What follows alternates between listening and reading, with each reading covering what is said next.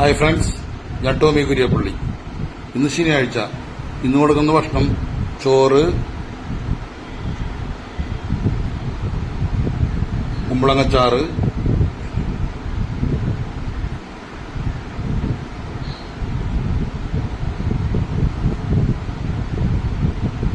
നാരങ്ങച്ചാറ്,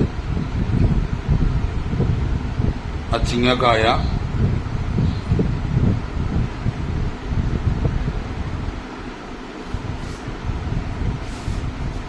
മീൻ വറ്റിച്ചത്, കേര.